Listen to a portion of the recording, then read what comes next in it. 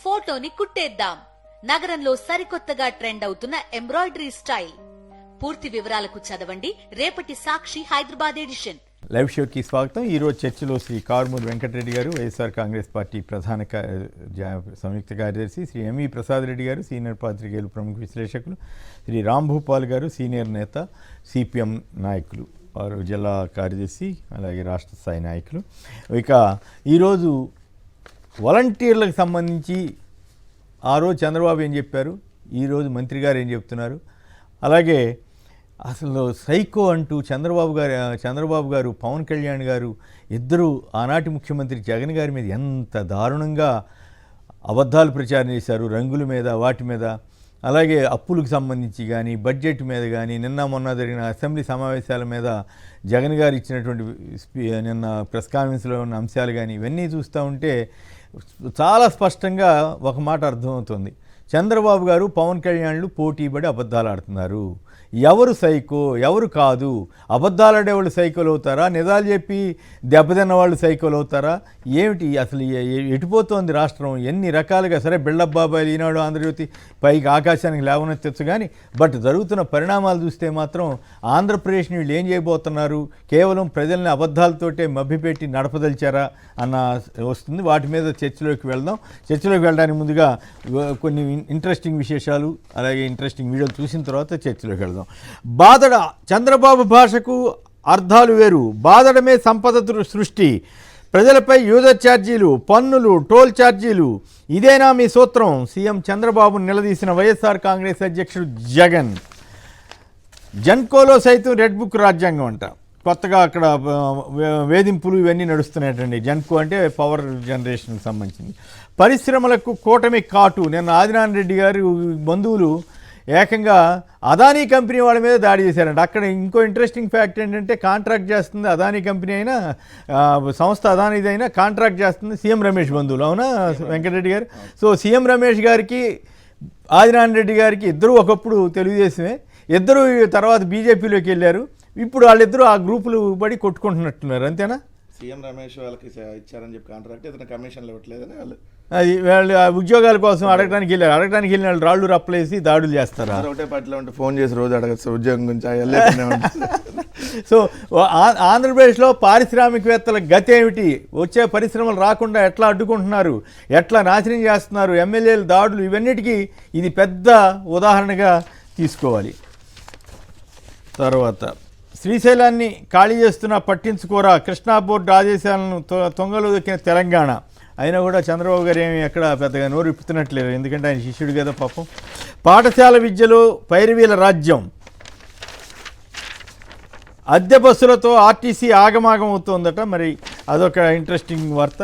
ఇక బిల్డప్ బాబాయిలు ఉన్నారు కదా, ఒక్కొక్క ఇటుగా పేరుస్తున్నామని చంద్రబాబు గారు చెబితే వీళ్ళు అంతకంటే ఎక్కువగా కష్టపడి ఒక్కొక్క అక్షరం పేర్చి అబద్ధాల గోడలు కట్టడంలో ఈనాడు కిరణ్ గారు, రామోజీరావు గారు చనిపోయాడు కదా, ఆయన వారసత్వాన్ని కొనసాగిస్తూ అబద్ధాల ఇటుకల్ని పేరుస్తున్నట్లుగా నాకైతే అనిపిస్తూ ఉంది. మీకేమనిపిస్తుంది? అవునా కదా వెంకటరెడ్డి? నేను తప్పు చెప్పానా? సార్ రామోజీరావు కంటే ఇంకా కిరణ్ ఇప్పుడు మించిపోయి రాస్తా ఉన్నాడు, ఎక్కువ అబద్ధాలు ఆడుతున్నాడు. ఒక్కొక్క అక్షరాన్ని ఒక్కొక్క అబద్ధం కింద.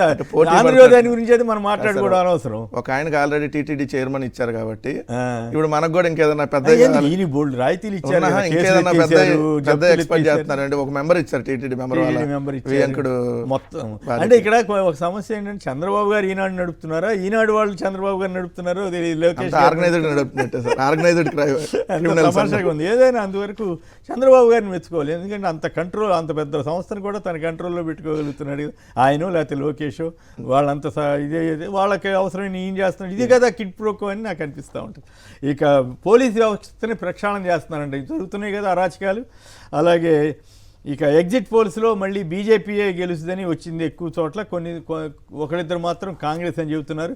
మరి హర్యానాలో మాదిరిగా ఎందుకు వచ్చిందిలే, ఫెయిల్ అవుతాం అనుకుని బీజేపీకి అనుకూలంగా ఇచ్చారా, నిజంగానే బీజేపీకి ఎన్డీఏకి అనుకూలంగా ఉందో తెలియదు.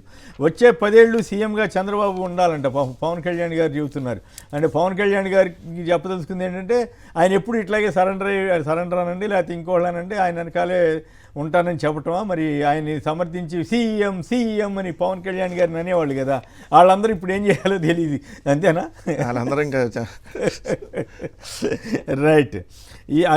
ఈ పాలన అంటే విశ్వాసం తీసుకొచ్చిందంట. 150 రోజుల్లో అద్భుతాలు చేసేసారంట చంద్రబాబు గారు, పవన్ కళ్యాణ్ చెబుతున్నారు. మరి ఆ అద్భుతాలు ఏంటో జనానికి తెలిస్తే సంతోషం.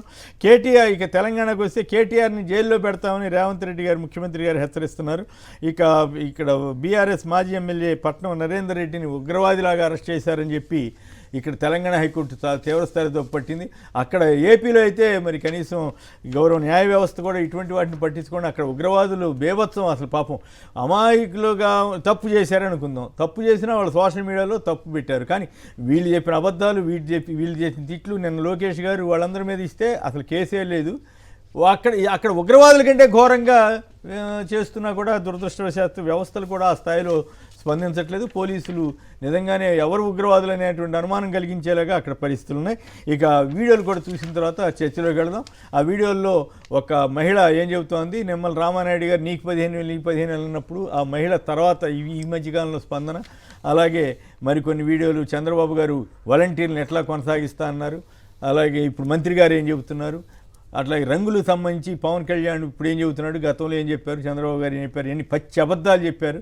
ఆ అబద్ధాలు ఏంటో మీ అందరికీ అర్థమవుతాయి. అలాగే జగన్ గారు డైరెక్ట్గా ఒక మాట అడిగారు చంద్రబాబు గారిని, మీ తండ్రి తల్లిని ఎప్పుడన్నా తీసుకొచ్చి జనానికి పరిచయం చేసావా, ఏ ఫంక్షన్లోనే చూపించావా, మీ ఇంటికి తీసుకొచ్చి అసలు కనీసం భోజనం పెట్టావా, నువ్వా మానవత విలువల గురించి చెప్పేదని ఆయన అన్నారు. సో ఆ వీడియోలు చూసిన తర్వాత మనం చర్చలో పెడదాం. అందుకే తెలుగుదేశం అదే మరి ఎన్డీఏ మేమందరం 3 పార్టీల కూటమికి హామీ ఇస్తున్నాం. మీ ఉద్యోగాలు తీసేయం, వాలంటీర్ వ్యవస్థ కొనసాగిస్తామని మరొక్కసారి మీ అందరికీ హామీ ఇస్తున్నా. 5,000 కాదు, మీకు రాబోయే రోజుల్లో 10,000 రూపాయలు పారితోషికం ఇచ్చే బాధ్యత మాది.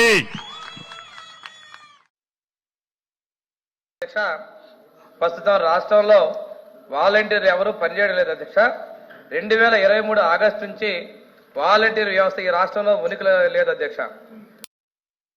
రంగుల పిచ్చోడు ఈ జగన్మోహన్ రెడ్డి సైకో 3,000 కోట్ల రూపాయలు ఖర్చు పెట్టాడు రంగులేసుకోవడానికి. వైసీపీ ప్రభుత్వ భవనాలకి రంగులు మార్చుకోవడానికి 1,300 కోట్ల రూపాయలు ఖర్చు పెట్టాడు. రంగులు మార్చుకోవడానికి, రంగులు తీయడానికి 1,000 కోట్లు ఖర్చు పెట్టాడు. 2,300 కోట్లు రంగుల్లో తగలబెట్టేసింది ఈ వైసీపీ ప్రభుత్వం. 2019-24 పంచాయతీ భవనాలకు, గ్రామ సచివాలయాలు రంగులు వేయడానికి 101.81 కోట్ల మొత్తాన్ని ఖర్చు చేయడం జరిగింది అధ్యక్ష. 3,000 కోట్ల రూపాయలు ఖర్చు పెట్టాడు రంగులేసుకోవడానికి.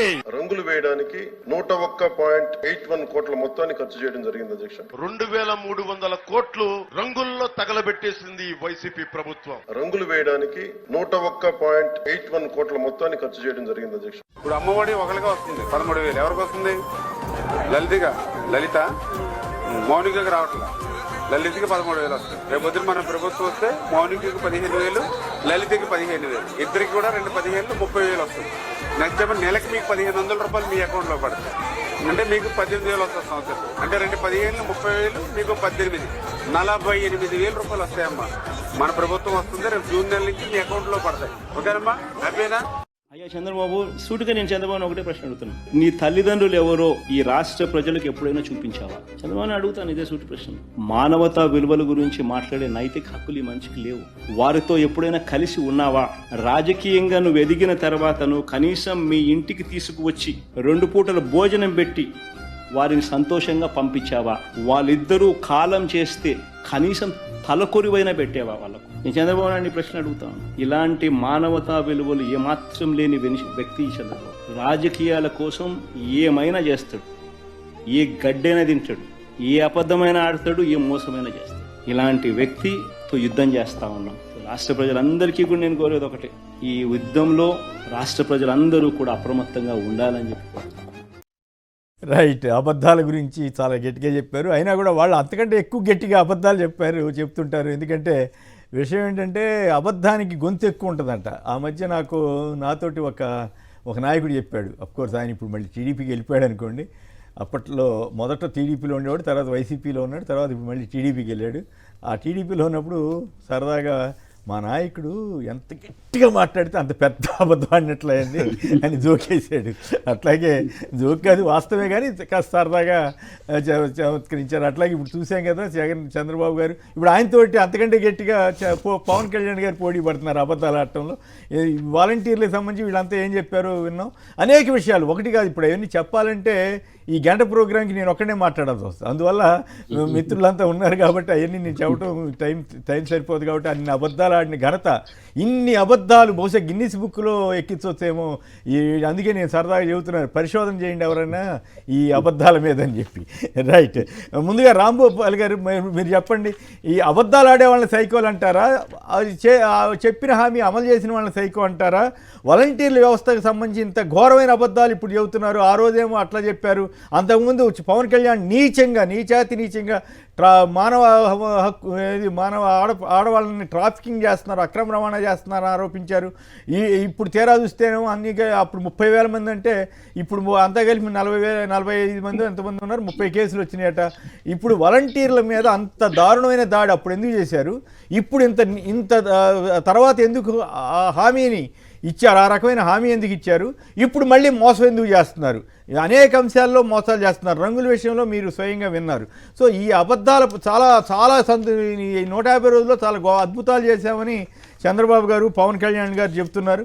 మరి వాళ్ళ అబద్ధాలు ఆడటమే అద్భుతమా, లేక జనాన్ని బాధటమే అద్భుతమా, లేక వాలంటీర్లని మీద పచ్చి మోసపూరితంగా చెప్పటమే అద్భుతమా, ఆ తర్వాత ఇప్పుడు అసలు ఎక్కడున్నారు వాలంటీర్లని చాలా అమాయకంగా ఫేస్ పెట్టి అడగటం అద్భుతమా? మీకేమనిపిస్తోంది? ఎవరు మోసం చేస్తున్నారు, ఎవరు అబద్ధాలు ఆడుతున్నారు, ఎవరు సైకోలు? ఇంకా చాలా బూతులు తిట్టేవాళ్ళు కదా ఆ రోజుల్లో. పైగా ఇప్పుడు ఈయన అందరినీ రక్షిస్తారంటే ఎవరు బూతులు తిట్టకుండా, తిట్టిందే వాళ్ళు, ఎదురు వీళ్ళు ఆరోపించరు. ఒకవేళ వీళ్ళ వైపు ఉంటే కూడా తిట్టచ్చు, తిట్టినాళ్ళు ఉంటే చర్య తీసుకోవచ్చు. కానీ మొత్తం ఇష్యూని డైవర్ట్ చేయడం కోసం పవన్ కళ్యాణ్ గారు ప్రజలంతా మమ్మల్ని బూతులు తిడుతున్నారని చెప్పినందుకు కానీ ఈ కొత్త డైవర్షన్ తీసుకొచ్చి సోషల్ మీడియా మీదకి వెళ్ళారు. అదొక యాంగిల్. సో మీరు చెప్పండి, ఎవరు అబద్ధాలు ఆడుతున్నారు, వాలంటీర్లను ఈ రకంగా మోసం చేయడం తగునా? ముందుగా మీకు అక్కడ ఉన్న పెద్దలకు అదేవిధంగా వీక్షకులందరికీ నమస్కారం. ఒకటి, ఈరోజు ప్రభుత్వం వాలంటీర్ల వ్యవస్థ గురించి గత ఎన్నికల ముందు మేము కొనసాగించడమే కాదు వేతనాలు పెంచుతామని చెప్పినారు. నిన్న బాల వీరాంజనేయులు గారు మాట్లాడుతూ అసలు వాలంటీర్ల వ్యవస్థే ఉనికిలో లేదు, ఉనికిలో లేని దానికి వేతనాలు ఎట్లా ఇస్తాం అని చెప్పేసి ఆయన మాట్లాడుతున్నాడు. అంటే ఉనికిలో లేదనే విషయం 6 నెలల తర్వాత గుర్తించినారా? ఇప్పటి వరకు వాళ్ళు ఎక్కడ ఉంటున్నారు? ఈ వాలంటీర్ల సచివాలయాల దగ్గరే ఉంటున్నారు, వాళ్ళ వర్కులే చేస్తున్నారు. వాలంటీర్స్ సంబంధించిన పనులు గవర్నమెంట్ చేయించుకుంటుంది, ఎమ్మెల్యేలు చేయిస్తున్నారు. మరి ఉనికిలో లేని వాళ్ళతో పని ఎట్లా చేయించుకున్నారు? నిన్న బాలవీరాంజనేయులు గారు మాట్లాడిన దాన్ని బట్టి చూస్తే 2.5 లక్షల మంది వాలంటీర్స్ ఎవరైతే ఈ రాష్ట్రంలో ఉన్నారో వాళ్ళ జీవితాల్లో కొత్త ఉపాధి అవకాశాలు కాదు, ఇప్పటి వరకు డోలాయమానంగా ఉన్నారు. కొనసాగుతామా, లేదు తొలగిస్తారా, ప్రమోషన్ ఇస్తారా, చంద్రబాబు నాయుడు గారు ఇచ్చిన 10,000 రూపాయల హామీ అమలవుతుందా అన్నట్టుగా వాళ్ళు ఆశతో ఉన్నారు. ఇప్పుడు ఆయన అసెంబ్లీలో నిండు సభలో సాక్షిగా చెప్పిన దాన్ని బట్టి చూస్తే రాబోయే రోజుల్లో వాలంటీర్లందరినీ ఇళ్లకు పంపడానికి సిద్ధమైనట్టుగా ఈ ప్రభుత్వం తెలుసు. ఆల్రెడీ ఇళ్ళకి వెళ్ళిపోయారు సార్, మీరు పొరపాటు పడుతున్నారు. మీరు అంత ముందు కొద్ది రోజుల క్రితం పవన్ కళ్యాణ్ కూడా ఏదో ఎక్కడున్నారు అన్నట్టుగా మాట్లాడారు. ఇప్పుడు ఇళ్ళకి పంపించేసామని చెప్తున్నాడు, అసలు లేరని చెప్తున్నారు. ఇంకా పంపించడం కాదు, మీరు ఇంకా పంపించడం దగ్గరే ఉన్నారు. నేను అదే అడుగుతున్నా, ఇప్పుడు సచివాలయంలో రోజు వాళ్ళు పోతున్నారు. ఎందుకు ఉంటున్నారు సార్ వాళ్ళు? కాదు, సచివాలయం దగ్గర సచివాలయానికి వెళ్తున్నారు ఇంకా వాళ్ళంతా వెళుతున్నారు. తర్వాత ఎమ్మెల్యేల ఇళ్ళ దగ్గర పనులు చేయించు. ఈ రెండో పాయింట్ కరెక్ట్ అయింటుంది. నేను చెప్తున్నాను, ఇప్పుడు వీళ్ళందరితో పని చేయించుకుని ఇప్పుడు ఏకబిగిన వీళ్ళు అసలు పనిలోనే లేరు, ఉనికిలో లేరు అని చెప్పడం అంటే నిజంగా చాలా తీవ్రమైనటువంటి అభ్యంతరకరమైన విషయం. ఎందుకంటే 2.5 లక్షల కుటుంబాలు ఆంధ్ర రాష్ట్రంలో, అదే చిన్న వ్యవస్థ కాదు కదా. దానివల్ల కదా ప్రజలకు చాలా సౌకర్యాలు అందినాయి. చాలా పథకాల్లో మధ్యవర్తుల జోక్యం లేకుండా నేరుగా వచ్చిన 10 రూపాయలైనా సరే ప్రజలకు అందుబాటులోకి వచ్చింది ఆ వ్యవస్థ వల్లే. కనీసం తాము ఆఫీసులు పోకుండా ఇంటి దగ్గర నుంచే పని చేయించుకోవడానికి కావాల్సిన ఏర్పాట్లు జరిగింది వాలంటీర్ వ్యవస్థే. నిజంగా వాలంటీర్ వ్యవస్థ అది ఏ ప్రభుత్వం తెచ్చినా అది ప్రజల యొక్క సౌకర్యాలని ఖచ్చితంగా అందుబాటులో తీసుకొచ్చింది. దాంతో పాటు ప్రభుత్వం నుంచి వచ్చే డబ్బుల్లో మధ్యవర్తుల జోక్యం లేకుండా చేసింది. అందుకనే దానికి అంత అనుకూలత వచ్చింది. కాబట్టే ఎన్నికల ముందు చంద్రబాబు నాయుడు గారు పదే వాలంటీర్ల గురించి మేము కొనసాగిస్తాం, మీరు ఎవరు భయపడొద్దు, అంతేకాదు మీకు వేతనాలు కూడా పెంచుతాం అని చెప్పినాడు. ఇప్పుడు చూస్తే అసలు ఆ వ్యవస్థ లేదన్నట్టుగా మాట్లాడేస్తున్నారు. ఇది చాలా అన్యాయం. రెండోది, నిన్న రోడ్డుకు సంబంధించింది చెప్పినారు. అది కూడా చాలా విచిత్రమైన వాదన చేస్తున్నారు. గుంతలు పుడుస్తాం, గత ప్రభుత్వం గుంతలు పుడుచలేదు, మేము రోడ్లన్నీ గుంతలు పుడుస్తామని చెప్పారు. ఇప్పుడు గుంతలు పుడుచాలంటే మీరు ట్యాక్స్ కట్టండి అంటున్నారు. అది కూడా నేషనల్ హైవే కాదు, రాష్ట్ర రవాణాకు సంబంధించి జిల్లా పరిషత్కు సంబంధించిన రోడ్స్ కూడా మీరు ట్యాక్స్ కట్టాలా? ఒక ఆటోలకు ద్విచక్ర వాహనాలు తప్ప మిగిలిన వాళ్ళందరూ ట్యాక్స్ కట్టుకుంటున్నారు. అంటే ఎక్కడికి పోతుంది? ఇంకొక పదం మీరు రాంభూపాల్ గారు ఇంకొక పదం యాడ్ చేయాలి దయచేసి. మీరు గుంతలు పోడ్చుకు మీరు డబ్బులు కట్టకపోతే మీ కర్మ, మీరు గుంతల్లోనే తిరగాలని కూడా చెబుతున్నాడు చంద్రబాబు గారు అంత ధైర్యంగా. ఆయన చెప్పింది కూడా నిన్న పత్రికల్లో వచ్చింది. మీరు కనుక డబ్బులు కట్టకుండా ఎవరైనా వ్యతిరేకిస్తే, ఏ ప్రాంతంలోనైనా వ్యతిరేకిస్తే ఎమ్మెల్యేలు సర్ది చెప్పాలా, లేదంటే మీకు గుంతలే గతి అని కూడా చెప్పండి అని చెప్పినట్టుగా వార్తలు వచ్చినాయి. అంటే ఈ ప్రభుత్వం వచ్చి గుంతలు గతి చేయడానిక? మా ట్యాక్స్ మేము ప్రజల ట్యాక్సులు ప్రజలు కట్టుకొని ఆ రకంగా ప్రభుత్వానికి ఆదాయం ఇచ్చి వాళ్ళ గుంతలు పొడుచుకుంటాం. ఇది ఎక్కడ అసలు ఇది ఏం కొత్త ఆలోచన? ఈ ఆలోచనలతో సంపద ఎట్లా సృష్టించబడుతుందో అర్థం కావడం. రెండోది, ప్రభుత్వం ప్రతిపక్షంలో ఉన్నప్పుడు మీరు ఎగ్జాగరేషన్ గా చాలా విషయాలు మాట్లాడిండొచ్చు, కానీ అధికారంలోకి వచ్చిన తర్వాత వాస్తవాలు అర్థమవుతున్నాయి కదా. ఈ రోజు రంగుల కోసం, సచివాలయాల రంగుల మార్పిడి కోసం, లేదా పంచాయతీ ఆఫీసుల దగ్గర రంగుల మార్పిడి కోసం 1000 కోట్లు చంద్రబాబు నాయుడు గారు, 3000 కోట్లు మన జనసేన పవన్ కళ్యాణ్ గారు 2300 కోట్లు, నిన్న పార్లమెంట్ లో లెక్కల ప్రకారం చూస్తే 150 కోట్లు. అసలు ఎక్కడికి పొంతన? 100 కోట్లు ఎక్కడ, 3000 కోట్లు ఎక్కడ? అంటే ఒకవైపు ప్రభుత్వ సంపద అంతా ధ్వంసమైపోయింది, విధ్వంసం అయిపోయింది, ఇక్కడ డబ్బులు లేవని చెప్పేసి ప్రజల ముందు పెద్ద ప్రచారం చేసి, రెండో వైపు అదే ప్రజల్ని ఉన్న ఉద్యోగాల్ని ఖాళీ చేయించి ప్రజల మీద అదనపు భారాలు వేసి, ఒకవైపు ట్రూ ఆఫ్ ఛార్జీలు వేసి, ఇవన్నిటిని కప్పిపుచ్చుకోవడానికి ఎవరైతే మాట్లాడుతున్నారో వాళ్ళను టార్గెట్ చేయడానికి ఈరోజు ప్రభుత్వం ప్రయత్నం చేస్తుంది. మొన్న ఆదివారం నాడు చూసాం, అసలు మేమే సిపిఎం పార్టీ మీద సందర్భం లేదు, సమయం లేదు, నిందారోపణకు దిగబడినాడు. గత జగన్మోహన్ రెడ్డి ప్రభుత్వంలో మేమంతా ఆయన కంట కాగినామంట, ఇప్పుడు మాత్రమే జెండాలు తీస్తున్నామంట. అసలు అర్థం ఉందా? ఈ స్థాయిలో ఓ సీనియర్ జర్నలిస్ట్ గా, ఓ ఎడిటర్ గా ఉన్నటువంటి వ్యక్తి ఇంత అబద్ధాలని ఇంత పచ్చిగా చెప్పడం ఏమిటి? ఇవన్నీ ప్రజలు హర్షిస్తారనుకుంటే పొరపాటు. ఎందుకంటే ఎవరు చెప్పారు సార్? జర్నలిస్ట్ అని చంద్రబాబు చెప్పాడేమో అనుకుంటున్నా. ఎవరు సీనియర్ జర్నలిస్ట్ ఎవరు? రాధాకృష్ణ సార్ మీరు కూడా అన్యాయంగా ఆయన్ని కూడా జర్నలిస్ట్ అంటున్నారా మీరు ఇప్పుడు?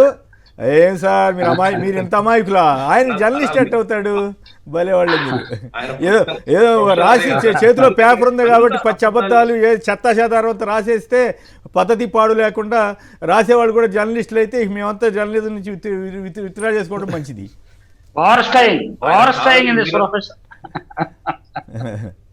అందుకని అసలు విషయాన్ని డైవర్ట్ చేయడం, ఆ విషయాన్ని ప్రశ్నిస్తున్న వాళ్ళని టార్గెట్ చేయడం, ఇది నిజంగా ఎక్కువ కాలం ప్రజలు హర్షించరు.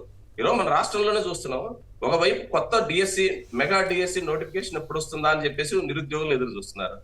అదేవిధంగా తాము కాంట్రాక్ట్ ఉద్యోగులు ఎవరైతే ఉన్నారో కాంట్రాక్ట్ ఉద్యోగులు రెగ్యులరైజ్ చేస్తామని చెప్పినారు, రెగ్యులరైజ్ అవుతారేమో అని ఎదురు చూస్తున్నారు. మున్సిపల్ కార్మికులు గతంలో ఇచ్చిన హామీలు, జీవోలు ఏవైతే ఉన్నాయో అవి అమలు కావాలనుకుంటున్నారు. అంగన్వాడీ ఆశా కార్మికులు ఇప్పటికే రోడ్లపైకి మళ్ళా ఎక్కినారు. మరి ఈ సమస్యలను అటెండ్ చేసి ఈ సమస్యలను పరిష్కరిస్తామని ఎన్నికల ముందు వీళ్ళు చెప్పినారు, సభలకు హాజరైనారు, సమ్మెల్లో పాల్గొన్నారు. నేరుగా చంద్రబాబు నాయుడు గారి కుప్పంలో అంగన్వాడీ సమ్మెలో పాల్గొన్నాడు. అదేవిధంగా లోకేష్ గారు మంగళగిరి సమ్మె సెంటర్ కి పోయి అక్కడ మాట్లాడి వచ్చినాడు. బాలకృష్ణ గారు హిందూపూర్ సమ్మె కేంద్రంలోకి పోయి అక్కడ మద్దతు ఇచ్చి వచ్చినాడు, మా ప్రభుత్వం వస్తానే మీ సమస్యలు తీరుస్తామని. 6 నెలలు అవుతుంది. ఈ సమ్మెల సందర్భంగా ఇచ్చిన హామీలు ఏవైతే ఉన్నాయో అవి అమలు చేయాల్సిన బాధ్యత ప్రభుత్వాన్ని, ఈ ప్రభుత్వాన్ని. కానీ అమలు చేయడంలా, అమలు చేయకపోగా రోడ్లపైకి వచ్చినటువంటి కార్మికుల్ని, ఉద్యోగుల్ని, వారికి మద్దతు ఇస్తున్నటువంటి వాళ్ళను ఈ రోజు లక్ష్యంగా చేసుకుని మీరు బెదిరించాలని లేదా తప్పుడు కేసులు పెట్టాలని చెప్పేసి చట్టాలనే మార్చే ప్రయత్నం చేస్తున్నారు. ఈరోజు భూ దురాక్రమణ చట్టం చూస్తున్నాం. భూ దురాక్రమణ చట్టం పేరుతో ఎంతమంది కబ్జాదారులు బయటకు వస్తారో తెలియదు, కానీ పేదల్ని టార్గెట్ చేసేటట్టుంది. కౌలు చేసేవాడేమో నేరస్తుడంట, ప్రభుత్వ భూమిని ఆక్రమించుకుని యజమానిగా ఉండి కౌలుకి ఇచ్చిన భూ యజమాని మాత్రం పెద్ద మనిషి అంట. అదేవిధంగా పెట్టుబడిదారుడు ఎవడైనా ఆ ఫ్యాక్టరీ చుట్టూ ఉండే ప్రభుత్వ భూమిని ఆక్రమించుకుంటే ఆయనేమో పెద్ద మనిషి అంట. ఆ ఫ్యాక్టరీలో పనిచేసేటువంటి మేనేజర్, తన కింద ఉన్నటువంటి అసిస్టెంట్స్ మాత్రం బాధ్యులంట. ఈ చట్టం బట్టి అర్థమవుతుంది ఎవరి వైపు నిలబడుతున్నారు ఈ ప్రభుత్వం అనేది. అందుకనే మేము ప్రభుత్వాన్ని అడుగుతున్నాం, మీరు ప్రజలకు ఎన్నికల ముందు ఇచ్చిన హామీలు ఏవైతే ఉన్నాయో వాటికి కట్టుబడతారా? డైవర్షన్ పాలిటిక్స్ ద్వారానే గెయిన్ కావాలనుకుంటున్నారా? డైవర్షన్ పాలిటిక్స్ కొద్ది కాలంలో ప్రజల్ని తప్పుదారి పట్టిస్తాయి, శాస్త్రంగా బల్లించవు. మీరు ప్రజలకు ఇచ్చిన హామీలను అమలు చేయకుండా ఉన్న ఉద్యోగులు తీసేసే ప్రయత్నాలు చేస్తే మాత్రం తీవ్రంగానే వ్యతిరేకత వస్తుంది. నిన్ననే సిఐటి అనుబంధ సంఘం వాళ్ళు వాలంటీర్స్ అందరిపై మంత్రి గారిని కలిశారు. మీరు ఇట్లా ప్రకటన ఇవ్వడం అనేది చాలా సమస్యగా అవుతుంది, రాష్ట్రంలో పెద్ద ఆందోళన అవుతుంది, 2.5 లక్షల మంది వీధుల పాలవుతారని చెప్పేసి. ఆయన నాదే ఉంది, పైవారు చెప్పండి అని చెప్పి చెప్తున్నాడు. పైవారంటే ఊరం మరి, ఆ పైన చంద్రబాబు నాయుడు గారా, ఆ పైన ఉన్నటువంటి నరేంద్ర మోడీ గారా, ఎవరు ఈ వ్యవస్థను తీసేపించడానికి ప్రయత్నాలు చేస్తున్నారో ఆయన చెప్పాలి. అందుకని మేము ప్రభుత్వాన్ని అడుగుతున్నాం, మీరు 2.5 లక్షల మంది ఉద్యోగుల మెడబట్టి బయటికి దొబ్బేటువంటి కార్యక్రమం చేస్తే మాత్రం తీవ్రమైన వ్యతిరేకత. అందులో వాళ్ళందరూ యువత, చదువుకున్న వాళ్ళు, ఉన్నత ఉద్యోగాలకు అవకాశం ఉండి అవి లేక ఈ వాలంటీర్ వ్యవస్థలో వచ్చి గ్రామ స్థాయిలో, పట్టణ స్థాయిలో పనిచేసిన వాళ్ళు, వాళ్ళకు ప్రజల అండ ఉంది. ఆ విషయాన్ని మర్చిపోద్దు. తాత్కాలికంగా ఎన్నికల్లో వాళ్ళ ప్రయోజనాలు వాళ్ళకి ఎటు మొగ్గినా అంతిమంగా వాళ్ళు ప్రజలతో ఉన్నారు, ప్రజలు వాళ్ళకు మద్దతు ఉందనే విషయాన్ని కూడా ప్రభుత్వం గుర్తించాలని చెప్పేసి మేము రైట్, బాగా మాట్లాడారు. కృష్ణ పరమాత్మ గారు అనకాపల్లి నుంచి. చెప్పండి, వాలంటీర్లు అసలు మేము ఎక్కడున్నారు వాలంటీర్లని మంత్రి గారు అమాయకం ఫేస్ పెడుతున్నారు. ఆ రోజేమో చంద్రబాబు గారు అట్లా చెప్పారు, అప్పుడు రంగులు అవన్నీ అబద్ధ సైకోలు అంటూ జగన్ గారిని తిట్టారు. అబద్ధాడే వాళ్ళని సైకోలు అంటారా, నిజాలు చెప్పేవాళ్ళని సైకోలు అంటారా? మరి అసలు ఈ 150 రోజుల పాలన చాలా విశ్వాసం కలిగించిందంట. చంద్రబాబు గారు ఇంకా జీవితకాలం ఆయనే ముఖ్యమంత్రి అనకుండా ఎందుకో 10 ఏళ్ళే అన్నారు. తప్పేం కాదు, వాళ్ళు కోరుకుంటే తప్పు కావచ్చు. ఈ నిజంగా ఆ పరిస్థితి ఉంటే సంతోషమే. కానీ ఏ రకంగా జరుగుతుందో ఇప్పుడే రాంభూపాల్ గారు చాలా చక్కగా వివరించారు కదా, మీరేమంటారు? అందరికీ నమస్కారం అండి. సార్, వాలంటరీ వ్యవస్థని మొన్న విజయవాడ వరదల్లో ఉపయోగించుకున్నారండి, ఉపయోగించుకున్నారు. వాళ్ళ సర్వీసెస్ చాలా చక్కగా ఉన్నాయని చెప్పేసి ఆంధ్రప్రదేశ్ ప్రజానికి అందరూ గుర్తించారు సార్. ఎందువల్లంటే ఈ వేళ ఈ ఇంటింటికి పెన్షన్ ని చక్కగా తీసుకెళ్లి ఇచ్చేవారు సార్. చంద్రబాబు నాయుడు చెప్పి అన్ని అబద్ధాలండి. ఎందువల్లంటే చంద్రబాబు నాయుడుకి ఒక శాపం ఉందండి, అతను నిజం మాట్లాడితే అతని తల వేయి చెక్కలైపోద్ది అనే ముందు శాపం ఉందండి. అందువల్లనే ఆయన మాటలకి చేతలకి పంతులు ఉండదు సార్. ఇప్పుడు ఆయనతో పవన్ కళ్యాణ్ గారికి కూడా పోటీ పడుతున్నట్టున్నాడు కదా అబద్ధాలు ఆడటంలో, రంగులు అటన్నిటిలో. అంటే ఇందులో చంద్రబాబు నాయుడు దృష్టిలో చులకనైపోతాననే ఉద్దేశంతో అతను కూడా పోటీ పెట్టి అబద్ధాలు ఆడుతున్నారండి. ఎందువల్లంటే వాలంటీర్లు కొంతమంది ఈ ఆడవాళ్ళని ఎక్స్పోర్ట్ చేస్తున్నారని చెప్పిన పెద్ద మనిషి ఈ వేళ అధికారంలోకి వచ్చి ఎక్కడ నిరూపించలేకపోయాడండి. అది అయినా అబద్ధం అని మళ్ళీ హోంమంత్రి గారి ప్రకటన తెలిపింది కదా. అవునండి, అసెంబ్లీలో చెప్పారు. కానీ నేను చెప్పిన మటుకు అబద్ధం అని తేలింది కదండి. అవును, రైట్, ఓకే. ప్రసాద్ రెడ్డి గారు, ఆ వాలంటీర్ల గురించి మాట్లాడమంటే వాలంటీర్లు అనేది చాలా అద్భుతమైన ప్రయోగం. జగన్మోహన్ రెడ్డి గారి ప్రభుత్వం చేసిన గ్రామ సచివాలయం వాలంటీర్ వ్యవస్థ అనేది అద్భుతమైన ప్రయోగం. ఆ ప్రయోగాన్ని అంటే ఆయనకు చాలా మంచి పేరు తెచ్చింది. దేశవ్యాప్తంగా కూడా దాని మీద చర్చనీయాంశమైంది. వరల్డ్ వైడ్ కూడా దీని మీద దృష్టి పడింది. ఎందుకంటే కరోనా సమయంలో వాలంటీర్లు చాలా అత్యద్భుతంగా పనిచేశారండి. నాకు పర్సనల్ ఎక్స్పీరియన్స్ ఉన్నది ఎట్లా పనిచేశారు అన్నది. మన ప్రభుత్వోద్యోగులు అయితే అటువంటి సేవలు అందించేవాళ్ళు కదా, వాలంటీర్లు యూత్ ఫోర్సు వాళ్ళు చాలా చక్కని సేవలు అందించారు. వాళ్ళని కొనసాగించాల్సి ఉంటుంది. అంటే చంద్రబాబు నాయుడు గారు ఎప్పుడు చెప్తుంటారు కదా, నేను చేసిన మంచి పనులు రాజశేఖర రెడ్డి గారు కొనసాగించేవాడు, ఈయన వచ్చి అన్ని రద్దు చేస్తున్నాడని జగన్మోహన్ రెడ్డి విమర్శించాడు. కానీ రివర్స్ తిట్టు జగన్మోహన్ రెడ్డి గారు చేసిన చాలా చాలా చాలా మంచి పనులను చంద్రబాబు నాయుడు అక్కసుతోనో లేకపోతే దుఃఖతోనో వాటిని తిరగతోడుతున్నాడు. చాలా తప్పిదాలు చేస్తున్నాడు అండి. అబద్ధాలు చెప్పడం ఒకటే కాదు, తప్పిద నిర్ణయాలు చేస్తున్నాడు. ఆంధ్రప్రదేశ్ భవిష్యత్తును కొంచెం ఇబ్బందికరమైన పరిస్థితుల్లోకి నెడుతున్నాడు. అంటే ఈ సమాజం దీన్ని సరిచేసుకోవటానికి అవసరమైన ప్రతిఘటన, ఆందోళన, విమర్శలు జరుగుతాయో జరగవు అనేది మనము భవిష్యత్తులో తేలుతుంది. కానీ వికేంద్రీకరణ అనే అత్యద్భుతమైన సూత్రాన్ని, అది గాంధీజీ కలలో కన్నా సూత్రాన్ని ఎందుకు దెబ్బతీయాలనుకున్నారో ఇది అర్థం కాని పరిస్థితి. కేవలం అక్కస్తోటి నిజానికి వాలంటీర్లు కూడా రాజకీయంగా వైసీపీకి గత ఎన్నికల్లో పెద్దగా ఉపయోగపడినట్లేదు. చంద్రబాబు నాయుడు గారి ఆశలు చూపించి 10,000 జీతం అవుతుంది, మన ఉద్యోగాలు భద్రత ఏర్పడుతుంది అన్న భావంతో వారు అటు కొంతమంది ఇటు కొంతమంది చేసినట్టు. కాబట్టి అదేదో వైసీపీ కార్యకర్తలతో నింపేసిన యంత్రాంగం అనే ఒక దుష్ప్రచారం చేశారు. నిజానికి కాదండి. అన్ని పార్టీల వాళ్ళు వచ్చారు. ముఖ్యంగా తెలుగుదేశం వాళ్ళ పార్టీ వాళ్ళు కూడా చాలా మంది ఎన్నికయ్యారు. ఎందుకంటే వాళ్ళు చాలా చురుగ్గా రాజకీయాల్లో పాల్గొనే అలవాటు ఉన్నవారు కాబట్టి వాళ్ళు కూడా సెలెక్ట్ అయ్యారు. ఇప్పుడు దీన్ని షార్ట్ సైటెడ్నెస్ తోటి ఆయన జీతాలు పెంచడం అనేది అది వాలంటరీ ఫోర్స్ అలా కొనసాగుతూ దాన్ని సద్వినియోగం చేసుకోవడం, అవసరమైతే నెంబర్స్ ని కుదించడం. అంటే 50 ఇళ్లకు ఒక వాలంటీర్ అనేది కొంచెం ఎక్కువ అని నేను కూడా ఆ రోజుల్లో భావించాను, విమర్శ కూడా చేశాను. దాన్ని తగ్గించి వాలంటీర్ వ్యవస్థను కొనసాగించడం సబబుగా ఉంటుంది. కాకపోతే ఆయన ఎవరైనా చెప్తే మంచి చెప్తే వినే మూడ్ లో ఉన్నట్లేదు ఆయనకి. అంటే ఈ మధ్య ఒక టాక్ వచ్చిందండి, ఇప్పుడు ఉన్న వాళ్ళందరినీ తీసేయడానికి ఇవన్నీ నడిపి ఆ తర్వాత తెలుగుదేశం వాళ్ళని వేసుకోవాలి అనేటువంటి ఒక ఆలోచన కూడా ఉంది. అందులో భాగంగానే ఇవన్నీ చేస్తున్నారా అనేది ఒక సందేహం. బట్ అసలు వాలంటీర్ల వ్యవస్థే లేదని ఇప్పుడు చెబుతున్నారు కాబట్టి మరి నిజంగా తీసేస్తారా? తీసేశారు ఆల్రెడీ. అయితే కొత్త వాళ్ళని వేయకుండా ఉంటారా? జనం అడిగారు కాబట్టి వేస్తున్నామని చెబుతారా? మొత్తం తమ కార్యకర్తలతో అంటే ఒక విషయం గమనించాలండి, మనము మన పార్టీ కార్యకర్తలు అని యూత్ ని సెలెక్ట్ చేసుకుంటే వైసీపీ వాళ్ళు కూడా చాలా మంది మన వాళ్ళు వెళ్ళారు, జాయిన్ అయ్యారు, కానీ వాళ్ళు ఎన్నికల సమయంలో ఉపయోగపడలేదండి. వాలంటీర్లు ఏంటంటే యూత్ఫుల్ ఫోర్స్ కాబట్టి వాళ్ళు పబ్లిక్ మూడ్ తోటి ప్రయాణం చేస్తారు. వాళ్ళు ఏదో డిఫరెంట్ గా పబ్లిక్ మూడ్ నో లేకపోతే మొత్తం ఎన్నికల ప్రక్రియను ప్రభావితం చేసే స్థాయిలో లేరండి. Social leaders are more powerful than volunteers అనేది మన ఎన్నికల్లో చాలా స్పష్టంగా ప్రూవ్ అయింది. అది కాబట్టి ఆ ప్రయోగం ఆ స్వార్థంతో చేస్తే అది సక్సెస్ కాదండి. అలాగే ఆశా వర్కర్లని కాంగ్రెస్ వాళ్ళు ఏర్పాటు చేశారు, తెలుగుదేశం వాళ్ళు ఏర్పాటు చేశారు, కానీ ఎక్కువ మంది వాళ్ళు వామపక్షాల వైపు మొగ్గు చూపుతారు. అలాగే టీచర్లలో కూడా ఎక్కువ మంది కాంగ్రెస్ వాళ్ళు చేసినా టీడీపీ వాళ్ళు అపాయింట్ చేసినా ఎక్కువ వామపక్ష భావాల వైపు మొగ్గు చూపుతారు. కాబట్టి వాళ్ళకి ఇండిపెండెంట్ గా వాళ్ళ డెసిషన్స్ వాళ్ళు తీసుకుంటారు, అది తప్పు కూడా కాదు. అలా ఉండటమే కరెక్ట్ కూడా. ఏదో ప్రభుత్వం ఏదో వైసీపీ నాకు ఉద్యోగం వచ్చింది కాబట్టి నేను విధేయంగా ఉండాలి అనే ఆలోచన కూడా కరెక్ట్ కాదండి. YCP is doing the right thing, we should support them అనే ఆలోచన ఉండాలి. ఏదైనా వికేంద్రీకరణ అనే ప్రయోగాన్ని దెబ్బతీయటము, మళ్ళీ అధికారాన్ని అంతా అమరావతిలో కేంద్రీకరించాలని చూడటము, 3 చోట్ల వ్యవస్థలను ఏర్పాటు చేయాలన్న చక్కని ఆలోచనను దెబ్బతీయటం అనేది ఆంధ్రప్రదేశ్ ఇంకొక పాయింట్ అండి. ఏదో హైకోర్టు బెంచ్ వచ్చేస్తున్నట్టుగా వాళ్ళు మళ్ళీ బిల్డప్ వాళ్ళు రాసుకున్నారు, వస్తే అది ఒక రకం. కానీ ఈలోగా ఆఫీసులన్నీ తరలించేస్తున్నారు, దాని గురించి రాయకుండా వస్తుందని చెబుతున్నారు. మరి ఖచ్చితంగా నేను మొదటి నుంచి చెప్తున్నానండి, ఇదేంటంటే this may lead to another division of the state. 3 రాష్ట్రాలు అయ్యే ప్రమాదం ఉన్నదని నేను చాలా సార్లు చెప్పాను. ఇది ఇప్పుడు చంద్రబాబు వేస్తున్న బీజాలు, ఈ విష బీజాల వల్ల రాష్ట్రము 3 ముక్కలయ్యే ప్రమాదం ఉన్నది. అలా కాకుండా ఇంటిగ్రేటెడ్ గా డెవలప్ అయితే మనం అందరం సంతోషిస్తాం. హైదరాబాద్ లో జరిగింది, మళ్ళీ అమరావతిలో అసలు నిర్మాణానికి అనువు కాని చోట్ల మళ్ళీ 10,000 కోట్లు ఖర్చు పెట్టి ఏది ప్రొటెక్షన్ వాల్స్ నిర్మించడము, కాలువలు అభివృద్ధి చేయడం, ఏం ఆలోచన మనకు అర్థం కావట్లేదు. మన ఇంగితానికి కన్వెన్షనల్ విజడమ్ కి చంద్రబాబు అర్థం కావట్లేదు. మరి ఆయన ఆలోచన ఏంటో, ఆయన ఏంటంటే తన అనుచరులకు దోచిపెట్టడానికి ఏర్పాటు చేస్తున్నాడా, అక్కడ ఉండే రియల్ ఎస్టేట్ వ్యాపారులకు ప్రయోజనమా, లేకపోతే ఎన్ఆర్ఐ మిత్రులకు సహాయం చేయడం ఏంటో మనకు తెలియదు. వాటర్ ఫ్రంట్ అనేది no more advisable. Waterfront రాజధానులు అనేది ప్రపంచవ్యాప్తంగా ఎక్కడ వర్షాలు విపరీతంగా ప్యాటర్న్ మారిపోయిందండి. మారిపోవడం వల్ల ఎప్పుడు జలప్రలయం ముంచుకొస్తుందో తెలియని పరిస్థితి.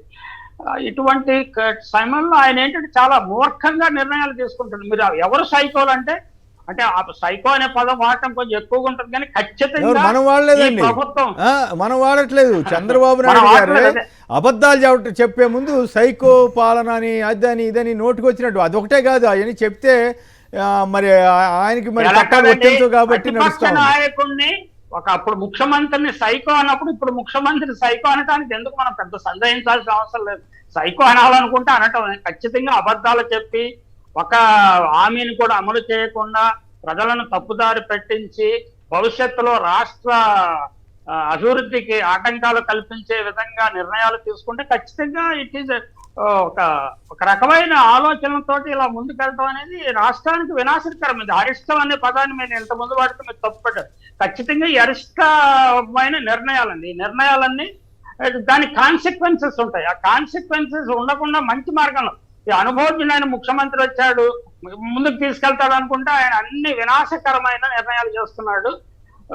దీన్ని ఖచ్చితంగా కాన్సిక్వెన్సెస్ ఉంటాయి. ఈ కాన్సిక్వెన్సెస్ ఎలా ఉంటాయి, ఏ రూపంలో ఉంటాయి మనం ఎవరో ఊహించలేము. అంటే మళ్ళీ రాష్ట్ర విభజనకు మళ్ళీ ఉద్యమాలు జరుగుతాయి 5 ఏళ్ల తర్వాత 10 ఏళ్ల తర్వాత, లేకపోతే సర్దుబాటు చేసుకుంటారా అనేది చూడాల్సిన అవసరం ఉంది. కానీ వాలంటీర్ను తొలగించడం అనేది మాత్రం చాలా దురదృష్టకరమైన నిర్ణయం అండి. ఎందుకంటే వాలంటీర్ల సేవలు అందుకున్న ప్రజలందరూ చాలా ఫీల్ అవుతున్నారు. నేను హైదరాబాద్ లో ఉంటాను, నాకు ఆంధ్రప్రదేశ్ లో కొన్ని ప్రాపర్టీస్ లేకపోతే ఇళ్ళు వాటిళ్ళు ఉన్నాయి. వాళ్ళు ఎప్పుడు నాకు ఫోన్ చేసి అడిగేవారు, ఇది ఏంటి, ఏం సార్ ఇలా ఇదని. అసలు అంతకుముందు నా 50 సంవత్సరాలు 70 సంవత్సరాల వయసు ఎప్పుడు ప్రభుత్వం నుంచి ఎటువంటి ఎంక్వైరీ వచ్చేది కాదు. మనం అప్లికేషన్ పెట్టినా దాని అతి ఏమైంది తెలిసేది కాదు. వీళ్ళు వచ్చినప్పుడు చాలా ఎఫిషియెంట్ గా చేశారు. ఆ సర్వీసెస్ కొనసాగించి ఉంటే బాగుంటుందేమో అని నేను అనుకుంటున్నాను. గతంలో చంద్రబాబు గారు అన్ని అబద్ధాలు చెబుతూ సైకోల్ అని చెప్పి జగన్ గారిని అన్నారు. ఇప్పుడేమో వాలంటీర్లను కంటిన్యూ చేస్తానని చెప్పి ఇప్పుడు తీసేశారు. ఈ వాలంటీర్లను తీసేయటం మంచిదా, ఉంచడం మంచిదా, మరి అబద్ధాలు చెప్పడం కరెక్టా కాదా? అసలు ఈ 150 రోజుల్లో అద్భుతాలు చేశామని చెప్పుకుంటున్నారు చంద్రబాబు గారు, పవన్ కళ్యాణ్ గారు. మీరు ఏకీభిస్తారా? వెంకటరెడ్డి గారు. కొమ్మినేని గారు, ముందుగా మీకు ప్యానెల్లో ఉన్న అందరికీ అట్లానే సాక్షి టీవీ ప్రేక్షకులందరూ నమస్కారాలు. జగన్మోహన్ రెడ్డి గారు ఏదైతే హెచ్చరించారో అదే ఇప్పుడు జరుగుతూ ఉంది. చంద్రబాబు నాయుడు అనే అతను తడిగుడ్డతో గొంతు కోసేటటువంటి రకం. దయచేసి నమ్మద్దు. చంద్రబాబు నాయుడు చెప్పేది ఏది చేయడు. ఎన్నికల్లో మిమ్మల్ని మభ్యపెట్టడం కోసం అనేక రకాలైనటువంటి హామీలు ఇస్తాడని చెప్పినటువంటిది ఆయన హామీలు ఇచ్చాడు. అట్లానే వచ్చి ఈ 5.5 నెలల కాలంలో తడిగుడ్డతో ఆల్రెడీ గొంతు కోసాడు. ఇంకా కోయటానికి కూడా అనేక రకాలుగా ప్రయత్నిస్తూ ఉన్నాడు. చంద్రబాబు నాయుడు గారిది ఇందాక మీరు ఒక వీడియో ప్లే చేశారు. నేను వాలంటీర్లకి 10,000 రూపాయలు పెంచుతున్నాను అని చెప్పి ఆల్రెడీ ఇచ్చేసామని కూడా చెప్పాడు. అది కూడా రాష్ట్ర ప్రజలు వినాల్సినటువంటి అవసరం ఉంది. కాబట్టి వాలంటీర్లు వాళ్ళు కూడా మనుషులే, అందుకే నిన్నే చెప్పాను వాలంటీర్లు మీ జీతాలు కూడా వేస్తారని 5,000 రూపాయలు 10,000 చేశా. మళ్ళీ ఒకసారి ఉందాం సార్, ఎందుకంటే ఎట్లా అంటే అద్భుతాలు జరిగిన వాళ్ళు కూడా మనుషులే, అందుకే నిన్నే చెప్పాను వాలంటీర్లు మీ జీతాలు కూడా వేస్తారని 5,000 రూపాయలు 10,000 చేశా. ఇప్పుడు వాళ్ళు మనుషులు కాదా? ఎంత దారుణం. 10,000 ఎప్పుడు వస్తాయని ఎదురు చూస్తుండవండి వాళ్ళు. అదే ఇప్పుడు నిరుద్యోగృతి 3,000 ఇవ్వకపోతే ఇస్తానని అసలు కనీసం బడ్జెట్ లో పెట్టాల. కనీసం వీళ్ళకి వచ్చే 5,000 కూడా జడగొట్టాడు అని. అది గొప్పతనం సార్. 5 ఏళ్లలో ఎన్ని రకాలుగా మాటలు మార్చారంటే, ఈ వాలంటీర్లు అనేవాళ్ళు గోని సంచులు మోసేవాళ్ళు, మగవారు లేనప్పుడు వచ్చి డోరు కొడతారని ఇదే చంద్రబాబు నాయుడు గారు మాట్లాడాడు. అది అసలు తర్వాత పవన్ కళ్యాణ్ గారు ఏమో హ్యూమన్ ట్రాఫికింగ్ పాల్పడ్డారు. వీళ్ళందరూ 30,000 మంది అమ్మాయిలందరినీ చంద్రబాబు గారు ముందే అన్నారు కాబట్టి పవన్ కళ్యాణ్ గారికి మళ్ళీ సలహా ఇచ్చి ఆయనతో ఏమైనా మాట్లాడిచ్చాడా చంద్రబాబు? ఆయన మీడియాతో వాళ్ళ మీడియాతో రాపిస్తారు, లేదంటే వాళ్ళకి సంబంధించిన నాయకులతో మాట్లాడిస్తారు. సో ఇన్ని రకాలుగా మనం చూసాం కదా. అప్పుల మీద 2019 నుంచి రాశారు సార్. ఎంత దౌర్భాగ్యం అంటే 2019 నుంచి ఆంధ్రప్రదేశ్ అప్పుల్లో అడుక్కు తినేసిందని రాశారు. 2019, 20, 21 ఎన్ని రకాలుగా అంటే ప్రతి సంవత్సరం సార్. 2010లో జగన్ గారు అధికారంలోకి వచ్చిన 2 నెలలకే స్టార్ట్ చేశారు అప్పులని సార్. ఎంత దారుణంగా 100 కోట్లు పెట్టి ఒక్క సెకండ్ సార్, ఎందుకంటే ఇదిగోండి సార్ 2019 అప్పుల కుప్ప ఆంధ్రప్రదేశ్. చంద్రబాబు గారు బాధ్యుడు కానీ జగన్ గారే కారణం. అందుకే కదా రాధాకృష్ణ గారి గురించి ఆయన్ని కూడా ఈనాడు రాశారు, ఆంధ్రజ్యోతి రాశారు. ఇప్పుడు అప్పులే అధికం, అప్పుల కోసం ఆర్డినెన్స్ అప్పుడే తీరేది. 5 లక్షల కోట్ల అప్పుల్లో రాష్ట్రం టాపు. 2010 శ్రీలంక, వెనిజులా ఇవన్నీ 2010 అంటే అధికారంలోకి వచ్చినటువంటి 2-3 నెలలకే స్టార్ట్ చేశారు ఈ రాష్ట్రం అప్పుల్లోకి వెళ్ళిపోయిందని. అంటే ఇంత అట్లా ఒక ప్లాన్డ్గా వాళ్ళకి ఆర్గనైజ్డ్గా ఈ ఆంధ్రప్రదేశ్ రాష్ట్రం అడుక్కుది ఉంది. ఈ ఆంధ్రప్రదేశ్లోకి మీరు ఎవరు రావద్దని చెప్పి పారిశ్రామికవేత్తలను ఎల్లగొట్టేటటువంటి ప్రయత్నం అవన్నీ 5 ఏళ్ళు చేసి ముందు నుంచే వాలంటీర్ల మీద ఒక అక్కసు వెళ్ళగక్కుతూ మళ్ళీ వాలంటీర్లు అనే వాళ్ళ ఓట్లు కూడా మనకు కావాలి కాబట్టి మళ్ళీ ఆ 2.5 లక్షల కుటుంబాల ఓట్లు దాదాపుగా 10 లక్షల ఓట్లు ఉంటాయి కాబట్టి వాళ్ళ ఓట్లు మనకు ఎక్కడ పోతాయి అనేటటువంటి ఉద్దేశంతో 5,000 నుంచి 10,000 రూపాయలు చేస్తామని చెప్పి హామీ ఇచ్చి ఈరోజు నిండు సభలో నిన్న ఏం చెబుతారు, అసలు వాలంటీర్లు ఏడున్నారు, ఆ వ్యవస్థే లేదు కదా. సో మేము మళ్ళీ కొత్తగా ఇచ్చేదేంటి, మరి ఇచ్చేసాము, మీరు మనుషులు కాదా, వాళ్ళు ఎట్టా బతుకుతారు అని ఆ రోజు ఎట్లా చెప్పాడు చంద్రబాబు నాయుడు గారు. అంటే అవి ప్రజలందరికీ గుర్తుండదులే. చంద్రబాబు నాయుడు ఏం చెప్పేసినా ఇదేస్తారనేటటువంటి ఒక ప్రజల్ని వాళ్ళు పిచ్చాళ్ళ కింద లెక్కేసుకుంటున్నారు. ఈ లెక్కన సార్ ప్రజలు పిచ్చాళ్ళు కాదు, టైం వచ్చినప్పుడు పిచ్చాళ్ళు కాదు. ఇన్ని అబద్ధాలు ఎట్లా భరిస్తా ఏం స్వామి అని ఒక ఎమ్మెల్యేని నిలదీస్తున్నారా, ఒక మంత్రిని అడుగుతున్నారా? చంద్రబాబు గారి దగ్గరికి మీడియా అతను అడిగితే ఏం మాట్లాడుతున్నావు, ఏం అడుగుతున్నావు అని ఆయన డబ్బా ఇస్తున్నారు. తెలంగాణ పబ్లిక్ కి ఆంధ్రప్రదేశ్ పబ్లిక్ డిఫరెన్స్ ఉంది. తెలంగాణ ప్రజలకి ఏంటంటే ముందే వచ్చి ఓపెన్ గా ఏదైతే వాళ్ళు యాస్టిషన్లు చేసేస్తారు. బట్ ఆంధ్రప్రదేశ్ పబ్లిక్ ఏంటంటే ఖచ్చితంగా సమయం వచ్చినప్పుడు వాళ్ళు ఏ విధమైనటువంటి వాళ్ళు ఆ విధంగా ఇస్తారు. కానీ వీళ్ళు ఇచ్చిన తీర్పు అనేది ఈవీఎంల తీర్పు కాబట్టి ఇవి వాళ్ళు కూడా మనం ఓట్లు వేసింది ఇలా కాదు కదా అని అనుకుంటున్నారు. ఇటు మనం ఈ కోట వాళ్ళకి ఓట్లు వేయలేదు కాబట్టి. సో మనం చెప్పారండి జగన్మోహన్ రెడ్డి గారు 23-24 బడ్జెట్ లో వాలంటీర్ల కోసం జీత బత్యాల కోసం 250 కోట్ల రూపాయలు కేటాయించామని చెప్పారు. కేటాయింది ఆ విషయాన్ని చెప్పకుండా 2023 ఆగస్టు నుంచే అసలు వాళ్ళు లేరు కదా, ఎందుకు ఎక్కడున్నారు వాళ్ళు అని మరి వాళ్ళ జీతాలు ఎట్లా పే చేశారు? లేకపోతే జీతాలు పే చేయకూడదు కదా. ఇది వాళ్ళ మేనిఫెస్టో. ఆ మేనిఫెస్టోలో ఉద్యోగులు పెన్షనర్లని ఒక కాలం పెట్టారు సార్. దాంట్లో లాస్ట్ కాలం చూడండి, వాలంటీర్ల గౌరవ వేతనం 5,000 నుంచి 10,000కు పెంపు. ఏది మీటింగ్ లో చెప్పారు, మళ్ళీ మేనిఫెస్టోలో పెట్టారు ఉగాది రోజున. కానీ ఇంకా ఇంకోటి ఏంటంటే మేనిఫెస్టో ఇంకా తీసేయాల. మనం సంతోషించాల్సిన అవసరం ఏంటంటే ఇంకా మేనిఫెస్టో వాళ్ళ వెబ్సైట్ లో ఆల్రెడీ తీసేసిన ఉపయోగం లేదు అంటే అంతా డౌన్లోడ్ చేసి టీవీలో కాదుగా ఏం చేస్తారనే ధైర్యం కూడా వచ్చేసింది కదా. మమ్మల్ని ఎవరు ఏం చేయలేరనే ధైర్యం వస్తే అరెస్ట్ చేస్తాం, జైల్లో పెడతాం. అది కూడా అయ్యి ఉంటుంది సార్. ఎందుకంటే ఇప్పుడు ప్రశ్నిస్తే జైల్లో పెడతాం కాబట్టి ఇప్పుడు ఎంతమందిని జైల్లో పెట్టినా ఇంకెవరు ప్రశ్నిస్తారు మనని? ఖచ్చితంగా ఇప్పుడు నాకు తెలిసిందే ప్రతి మండలంలో ఎవరో ఒకరిని అరెస్ట్ చేశారు. ఈ రాష్ట్రంలో ప్రతి మండలంలో వైఎస్ఆర్ కాంగ్రెస్ పార్టీకి సంబంధించిన ఎవరో ఒకరిని అరెస్ట్ చేస్తున్నారు కాబట్టి అంటే ఇంకా ఆ మండలంలో వాళ్ళందరూ తెలిసిపోయింది కదా. ఇంకెవరు అడిగేవాళ్ళు సామాన్య పబ్లిక్ ఎటు అడగలేనటువంటి పరిస్థితి. మనకెందుకు ఈ కేసులు గొడవ, మనకు అవసరం లేదు కదా రాజకీయాలు అని అనుకుంటారు. సో అందుకని డెమాన్స్ట్రేషన్ ఎఫెక్ట్ అంటారండి. అంటే ఒకరిని చూసి వేరే వాళ్ళు మౌనం అయిపోవటం. చైనాలో ఒక సామెత ఉంది, కోతిని బెదిరించాలంటే కోతి ముందు కొయ్యాలంట. ఆ కోడిని వైద్యం చూసి కోతి సైలెంట్ అయిపోద్దంట. అది ప్రాక్టిక్స్ అండి. అంటే కోడి థియరియా బాగుంది ఇది. కోతి అండ్ కోడి. ఇంకొకటి కూడా చంద్రబాబు నాయుడు గారు నిన్న చెప్పకే చెప్పాడు సార్. మనం అర్థం చేసుకోవడంలో మన తప్పు. నిన్న ఏం చెప్పాడు, రాష్ట్రంలో అభివృద్ధి జరిగితేనే ఆదాయం పెరిగిద్ది. సో ఆ వచ్చినటువంటి ఆదాయం నుంచే ప్రజలకు మేము సంక్షేమం అందిస్తాం. అంటే ఎటు ఇప్పుడు అభివృద్ధి జరగదు, సృష్టిస్తానన్నాడు సార్. అభివృద్ధి జరగదు ఈ హయాంలో, ఎటు సంక్షేమం అని చెప్పి ఇండైరెక్ట్గా చెప్పాడు. ఇప్పుడు మాకు ఆదాయం ఎటు లేదు, మీకు ఎట్ట మేము సంక్షేమం ఇస్తాము, అందుకనే రోడ్లు గ్రామీణ ప్రాంతాల్లో వెళ్ళే రోడ్ల మీద మేము పన్నులు వేస్తాం, జిల్లా రోడ్ల మీద మేము పన్నులు వేస్తాం. రేపొద్దున మీ జుట్టు ఎక్కువ పెరిగింది కాబట్టి కట్ చేసుకోతే పన్ను వేస్తాం. ఇప్పుడు 3-4 పిల్లలు కనమని చెబుతాడు చంద్రబాబు నాయుడు గారు. రేపొద్దున 3-4 కనకపోతే పన్ను వేస్తాడు. కనకపోతే నేను ఇప్పుడు ముఖ్యమంత్రి రాయితీలు ఇస్తున్నాడు, పన్ను వేస్తాడు. ఆయన పన్ను ఇప్పుడు నేను 3-4 పిల్లలు ఆయన ఇప్పుడు కొత్తది పెట్టాడు కదా సార్. స్థానిక సంస్థలు ఎన్నికలు పోటీ చేయాలంటే 3 పిల్లలు ఉంటారట. పిల్లలు ఉంటేనే వాళ్ళని పోటీగా అర్హులుగా ప్రకటిస్తానని చెబుతున్నాడు. అట్లా రేపొద్దున మీరు 3-4 పిల్లలు కనకపోతే నేను పన్నేస్తా అంటాడు రేపు పొద్దున కొత్తగా. ఇందాక పాపం వృద్ధురాలు అడుగుతుంది కదా, నీకు 15 ఇప్పుడు ఇటువంటి వాళ్ళు నమ్మి నిజంగా పిల్లలకి అంటారా? అంత తెలివి తక్కువగా ఉన్నారు జనం. జనంగా సార్ అప్పుడు ఆయన అట్లా చంద్రబాబు నాయుడు అనేవాడు చాలా తెలియగలడు. రాజకీయ నాయకులు ఇట్లాంటి చెప్పేటప్పుడు వాళ్ళ కుటుంబాల్లో ఏం జరిగిందో జనాన్ని చెప్తే ఉపయోగం కదా. అందుకనే నేను జగన్ గారు అంతవరకు అనేవాడిని ఆంగ్ల భాష మీడియం ఇటువంటి అన్నప్పుడు ఎస్ ఓకే తెలుగు మీడియం కావాలి. ముందు మీ పిల్లల్ని చదివిస్తున్నాయంటే అప్పుడు మా పిల్లల్ని మీ మనవల్ని పత్రికలు నడిపేటటువంటి యాజమాన్యాలకు సంబంధించినటువంటి పిల్లలను మనవలను వాళ్ళు ఇంగ్లీష్ మీడియంలో చదువుతారు. వాళ్ళకి చిన్నప్పటి నుంచే పెద్ద యాపిల్ ల్యాప్టాప్లు కావాలి, పెద్ద యాపిల్ ట్యాబులు కావాలి. కానీ సామాన్యులకేమో జగన్మోహన్ రెడ్డి గారు పేదలకి ట్యాబులు ఇస్తేనేమో ఈ ట్యాబులు ఎందుకని చెప్పి ఇదే ఈనాడు రాసింది కదా. ఆ రోజు రాస్తాడండి పిల్లలు దాంట్లో అభ్యంతరకరమైన చూస్తారు, అసభ్యం కంటెంట్ ఓపెన్ కాదు సార్.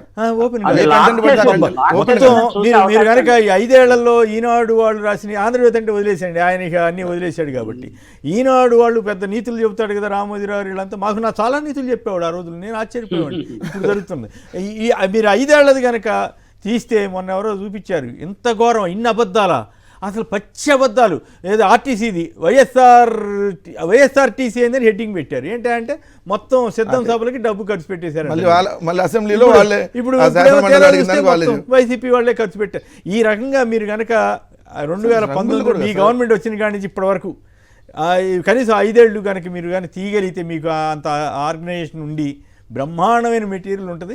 కనీసం పరిశోధనగానే పనికొస్తుంది సార్. కోర్సు పెట్టచ్చు. కోర్సు అలవోక్క అబద్ధాలు ఎలా ఆడాలి, 5 ఏళ్లలో రికార్డు స్థాయిలో అబద్ధాలు ఎట్లా రాయాలి, జర్నలిజంలో అబద్ధాలు ఎలా ఆడాలి, ఒక అబద్ధాన్ని 100 సార్లు చెప్పి దాన్ని నిజం ఎలా చేయాలి. నిన్న ఏదైతే మేకని చూపించి ఏదైతే జగన్మోహన్ రెడ్డి గారు చెప్పినటువంటి కథ సేమ్ యాస్టీజ్గా ఈ చంద్రబాబు నాయుడు గారి దుర్మార్గాన్ని ఒకసారి గుర్తొస్తే ఒక చిన్న కథ సార్. ఎట్లా అంటే ఒక దుర్మార్గుడు న్యాయస్థానంలోకి ఏదైతే బోన్లో విచారణకు వెళ్ళినప్పుడు జడ్జి ముందు ఏడుస్తున్నాడంట. బాగా ఏడుస్తూ ఉంటే జడ్జి గారు ఎందుకు ఏడుస్తున్నావు అంటే, నేను అనాథను సార్, నాకు తల్లిదండ్రులు లేరు సార్, నన్ను కాపాడండి సార్ అని అంట. అదేంటని పబ్లిక్ ప్రాసిక్యూటర్ గారు ఆయన అడిగితే, ఈ తల్లిదండ్రులు చంపిన దుర్మార్గుడే సార్ ఈయన, మళ్ళీ ఇక్కడికి వచ్చి ఆ తల్లిని ఆ తండ్రిని చంపేసి మళ్ళీ ఇక్కడికి వచ్చి ఏడుస్తున్నాడు అన్నట్టే. 2014 to 19 కాలంలో ఒక్క మంచి పని చేయాలి రాష్ట్రానికి.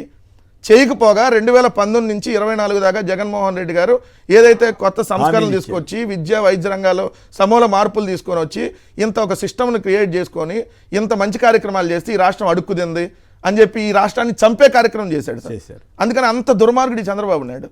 రంకునే ఇచ్చినమ్మ బొంకునే అరవదని ఒక సామెత ఉంటుంది. అట్లా ఆ సామెత నేను ఎందుకు వాడాలంటే చంద్రబాబు నాయుడు మాట్లాడుతున్నటువంటి రంకు నేర్చినోడు అనండి పోనీ ఆడవాళ్ళని ఎందుకంటే చంద్రబాబు నాయుడు గారిని ఉద్దేశించి విత్డ్రా చేసుకోండి. ఓకే, చంద్రబాబు నాయుడు గారిని ఉద్దేశించి ఆ సామెత, నేను ఎక్కడ మహిళల మీద కాదు. అట్లా ఇలాంటి బొంకు మాటలు ఇప్పుడు చూడండి సార్, జగన్మోహన్ రెడ్డి గారి వల్లే మేము ఇప్పుడు ఈరోజు ఈ చేయలేకపోతున్నాం, జగన్మోహన్ రెడ్డి గారి వల్ల ఈ వాలంటీర్లు మేము తీసేసాం, జగన్మోహన్ రెడ్డి గారి వల్ల మేము ఉద్యోగస్తులకు జీతాలు ఇవ్వట్లేదు, జగన్మోహన్ రెడ్డి గారి వల్ల మేము సంక్షేమ పథకాలు ఇవ్వలేకపోతున్నాం. నువ్వే ఇన్ని మాటలు చెప్పి అసలు నేను వస్తే అరచేతిలో స్వర్గం చూపించేస్తాను, మొత్తం ఇవన్నీ ఈ రాష్ట్రాన్ని సింగపూర్ చేస్తాను, మలేషియా చేస్తాను అని చెప్పి ఇన్ని మాటలు నువ్వే మాట్లాడి ఇప్పుడు చూడండి నేను జగన్మోహన్ రెడ్డి గారి వల్ల నేను చేయలేకపోతున్నాను. విద్యుత్ ఛార్జీలు కూడా ఆయన వల్ల 17,000 కోట్ల విద్యుత్ ఛార్జీలు సార్, ఎంత దారుణం అంటే 5 నెలల కాలంలో 17,000 కోట్ల రూపాయల ఛార్జీలు వేసినటువంటి మొట్టమొదటి ప్రభుత్వం ఈ స్వాతంత్ర భారతదేశంలో ఇది ఒకటే ఉంటుంది. సంపద సృష్టిలో భాగమేనది, సంపద సృష్టిలో భాగమే కదా సార్. ఇప్పుడు నేను ఆయన ఏం చెప్పాడు, అద్భుతాలు సృష్టిస్తామన్నాడు. ఏంది అద్భుతం? కూటమి వైన్స్ అనేది ఒకటి వచ్చింది, బడి వైన్స్ అనేది ఒకటి వచ్చింది, వారాహి వైన్స్ అనేది ఒకటి వచ్చింది. ఈ వైన్ షాపులు అన్నింటిలో 99 రూపాయలకి Bengaluru whisky, Kerala malted whisky, Sumo whisky, ఏదైతే విఎస్ఓపి రాయల్ బ్రాందీ, ఇట్లాంటివన్నీ 99 రూపాయలకే. ఇదే అద్భుతం. యాక్చువల్గా 90 అని అంటది, అక్కడ 85 రూపాయలే, 90 అయితే 10 రూపాయలు పెంచి మరీ 99కి ఇస్తున్నాం. కేరళ మాల్టెడ్ విస్కీ అనేది కర్ణాటకలో 85 రూపాయలకి దొరికింది సార్, 85-84 రూపాయలు ఉంది. దాని రోజు 99 రూపాయలకి అడగండి. ఏదైనా సార్ 99 రూపాయలకి నాణ్యమైన మధ్య ఆడిస్తారు ఎవరైనా? ఎవరు ఇవ్వలేరు కదా. అంటే మీరు తాగి ఆ మత్తులో ఉండి మమ్మల్ని క్వశ్చన్ చేసేటటువంటి అవకాశం ఉండదు. కాబట్టి ఆ విధంగా ఈరోజు వాలంటీర్లు ఎలా ఫీల్ అవుతున్నారు సార్? వాళ్ళు ఏం చేయగలుగుతారు సార్? మహా అయితే రోడ్లు ఎక్కుతారు, రోడ్లెక్కి నిరసన వ్యక్తం చేస్తారు. ఇప్పుడు మహా అయితే సాక్షి టీవీ చూపించింది, లేదంటే మిగతా వాళ్ళు ఎవరు చూపించని కూడా చూపిస్తే వాళ్ళకి కట్ చేస్తారు కదా, ఛానల్స్ రానిరు కదా. ఇప్పుడు కొన్ని ఛానల్స్ ఉన్నాయి, 2 ఛానల్స్ ఉన్నాయి ప్రధానమైన ఛానల్, వాళ్ళకి ఆల్రెడీ రానిట్లేదు కదా. అదే TV9, NTV లాంటివి రానిట్లేదు కదా. ఆంధ్రాలో ఆ ఛానల్స్ రానికుండా చాలా చోట్ల బంద్ చేయించారు కదా వీళ్ళు, ఇప్పటికీ రావట్లేదు కదా. కోర్టు చెప్పినా కూడా ఇప్పటికీ రావట్లేదు. అక్కడ ఉన్నటువంటి వాళ్ళ కేబుల్ ఆపరేటర్లను బెదిరించి అవి రానియడానికి లేదంటారు. సాక్షి కూడా ఈ 3 ఛానల్ని, మిగిలిన ఛానల్ ఎటు వాళ్ళకి సరెండర్ అయిపోయినాయి కాబట్టి వాళ్ళకి సంబంధించినటువంటి ఛానల్సే కాబట్టి వాళ్ళు ఎటు చూపించరు. చూపించేటటువంటి సోషల్ మీడియా ఎవరైతే ఉన్నారో, లేదంటే ప్రశ్నించేటటువంటి పార్టీలో ఇప్పుడు CPI, CPM ఇలా ప్రశ్నిస్తున్నారు అనుకోండి, వాళ్ళని కూడా అరెస్టులు చేస్తున్నటువంటి పరిస్థితి. మిగిలిన వాళ్ళు ఎవరన్నా ప్రశ్నిస్తారనుకోండి, తప్పుడు కేసులు పెట్టి CPM జైలుకి వెళ్తలేదు అనుకుంటే. ఎందుకంటే 23 కోట్లు అగ్గిపెట్లు ఖర్చు పెట్టారని, కొవ్వొత్తులు ఖర్చు పెట్టారని వెల్లడించిన బాబురావు గారు చేశారు. వాటిని పోస్ట్ చేసిన వాళ్ళని అరెస్ట్ చేస్తారు. అసలు ఎంత దారుణం అండి సార్. ప్రశ్నిస్తే ఖచ్చితంగా మిమ్మల్ని అరెస్ట్ చేస్తామని వార్నింగ్ డైరెక్ట్గా ఇచ్చేస్తున్నారు. దీనికోసం చట్టం తెస్తారంట. అంటే ఇంకెవడో ప్రశ్నించడానికి లేదు ఈ రాజ్యాంగం. ప్రశ్నించేటటువంటి పత్రిక సాక్షిలో షో చేస్తున్నారని ఆయన మీద కేసు పెట్టారు. వ్యతిరేకించి కేసీఆర్ గారు బాగా దెబ్బతిన్నారు. అలాగే మీరు ఒక చిన్న అబ్జర్వేషన్ అండి, వాలంటీర్లకు ఒక చిన్న ప్రాబ్లం ఉందండి. ఎందుకంటే వాళ్ళందరూ చాలా మంది ఇంకా ఉద్యోగాల ప్రయత్నం వేటలో ఉండి చిన్న ఉద్యోగం చేసి వాళ్ళందరూ చదువుకుని ఉద్యోగాలు కొట్టి పరీక్ష రాయాలి. కేసుల్లోనూ వాటిలో ఇరుక్కోవడం ఎందుకు అని వాళ్ళకు సంశయం మాట. అది కూడా ఉంటుంది, కరెక్టే. మోస్ట్లీ పేద వర్గాల మీద ఇప్పుడు ఈయన 20 లక్షల ఉద్యోగాలు ఇచ్చేసాక దేవుడు 2 ఉద్యోగాలు పీకుతున్నాడు కదా, అది కదా సమస్య. ఇప్పుడు 2.5 లక్షలు పోయినాయి. అట్లానే మీరు అన్నట్టుగా కాంట్రాక్ట్ ఉద్యోగాలు కొన్ని తీసేసినటువంటి పరిస్థితి. 15,000 మంది ఏదైతే వైన్ షాపులు బెవరేజ్ సంబంధించి వాళ్ళని తీస్తారు. 20,000 15,000 శాలరీలు ఉన్నారు సార్ వాళ్ళు. అంటే దాదాపు 15,000 కుటుంబాలు రోడ్డున పడినటువంటి పరిస్థితి కదా. సో వీళ్ళందరినీ ఇప్పుడు తీసేస్తే ప్రశ్నిస్తే కేసులు పెడతాం. ఇది ఒక్కటే ఇలా తెలిసింది. సో ఒక ఆర్గనైజ్డ్గా అంతకుముందు నుంచి కూడా సార్ వీళ్ళు ఏదన్నా ఒక క్రైమ్ చేయాలి అంటే ఈ క్రిమినల్స్ ఉంటారు కొంతమంది, ఎవరైతే TV5, ABN, ఏదైతే రామోజీరావు, లేదంటే రాధాకృష్ణ, వీళ్ళందరినీ కొంతమందిని అంటేసుకొని చంద్రబాబు నాయుడు, దాని తోడు పవన్ కళ్యాణ్, వీళ్ళందరూ ఆర్గనైజ్డ్ క్రిమినల్స్గా ఒకళ్ళు ఈరోజు ఇది మాట్లాడితే నెక్స్ట్ రోజు వాళ్ళే ప్రెస్ మీట్ పెట్టి ఇంకొకరి చేత మాట్లాడిస్తాడు, ఇంకొకరి చేత. అట్లా ఒక అబద్ధాన్ని రాస్తారు, ఏదో జరిగిపోతుంది. తర్వాత మళ్ళీ రాతలో రాస్తారు, కారు కోతలోకి వస్తారు, అన్నీ కూసి రకరకాలుగా ఈ రాష్ట్రం మీద బురద జల్లే కార్యక్రమం. అసలు మేము వస్తే అద్భుతాలు సృష్టిస్తాం. ఈయన ఎప్పుడైనా నాకు సృష్టించి అద్భుతం చెప్పమని సార్. నువ్వు ఇన్ని సంవత్సరాలు ముఖ్యమంత్రిగా చేసినప్పుడు ఇదిగో నేను ఒక అద్భుతం సృష్టించా, లేదు ఇదిగో నేను పలానా మంచి చేశా, ఆ మంచి చేసింది ఏమి ఉండదు కాబట్టి, చెప్పుకోవడానికి ఏమి ఉండదు కాబట్టి, ఈ ఎవరిని జగన్మోహన్ రెడ్డి గారు చేస్తే దాని వల్ల ఆయన క్రెడిట్లో వేసుకుంటాడు. జగన్మోహన్ రెడ్డి గారు చేసినవి ఉంటే ఆయన క్రెడిట్లో వేసుకుంటాడు. వేసుకొని ఇంక ఈ రాష్ట్ర ప్రజల్ని అనేక సందర్భాల్లో మోసం చేశాడు. అలానే నమ్మొద్దని చెప్పిన ఒకవేళ నమ్మి జనం రేపు గ్రీన్ ప్రైమ్ మినిస్టర్ ఇనాగ్రేట్ శంకుస్థాపన చేస్తున్నట్టున్నాడుగా, అది ఇప్పుడు వీళ్ళ ఖాతాలో పడిపోద్ది కదా, ఖాతాలో పడిపోద్ది. రైట్. ప్రసాద్ గారు నెల్లూరు నుంచి. ప్రసాద్ గారు చెప్పండి, వాలంటీర్ల వ్యవస్థ మీద చంద్రబాబు గారు మోసం చేసినట్లా, అబద్ధాలు చెప్పినట్లా పవన్ కళ్యాణ్ గారు వీళ్ళంతా, ఇప్పుడేమో అసలు లేదని మీ మంత్రి వీరాంజనేయ స్వామి గారు ఆయన ఎవరు చెప్తున్నారు, మీరేమంటారు? అలాగే సైకోలు గీకోలు అని తిట్టింది చంద్రబాబు గారు, మరి ఆ రోజు అబద్ధాలు చెప్పినట్లా నిజాలు చెప్పినట్లా? అబద్ధాలు చెప్పేవారు సైకోలు అవుతారా, నిజాలు చెప్పేవాళ్ళు అవుతారా? మరి అసలు అద్భుతాలు చేసేసాం ఈ 150 రోజులు అంటున్నారు, మీరు ఒప్పుకుంటారా? సార్ అందరికీ నమస్కారం సార్. ఈ రాష్ట్రానికి దౌర్భాగ్యం ఏంటంటే నిజంగా సిన్సియర్ గా వర్క్ చేయాలి, పేదవాళ్ళకి న్యాయం చేయాలనే వచ్చే రాజకీయ నాయకుల్ని తమకి అనుకూలమైన మీడియా ద్వారా అబద్ధాలు చెప్పించి ఆఖరాకి మీకు నాణ్యమైన మద్యం ఇస్తాం. అసలు మద్యంలో నాణ్యం ఏందో ఈ ప్రపంచంలో ఎవరూ కనిపెట్టల. మామూలుగా మద్యానికి నాణ్యం ఎక్కడ ఉంటుందో అనేది ఒక మన గౌరవ ముఖ్యమంత్రి చంద్రబాబు నాయుడు గారి ఫార్ములాలోనే తప్ప ఇంక ఈ ప్రపంచంలో ఎవరూ చెప్పలేదు. ఇంకొక మాట, మంచి మాట చెప్పారు. ప్రపంచంలో ఏ నాయకుడు కూడా నేను మద్యం సరఫరా చేస్తానని ఎన్నికల హామీ ఇచ్చి ప్రచారం చేసిన ఏకైక నాయకుడు ఆయనే. అవును, ఎందుకంటే హోమ్ డెలివరీ తమకు అనుకూలమైన మీడియా ద్వారా ప్రజల మైండ్ సెట్ ని ఎంత దారుణంగా మార్చేస్తున్నారంటే ఆఖరాకి గతంలో సార్ నేను కూడా జర్నలిస్ట్ గా పనిచేశాను, ఈనాడులో పనిచేశాను, సాక్షి పనిచేశాను.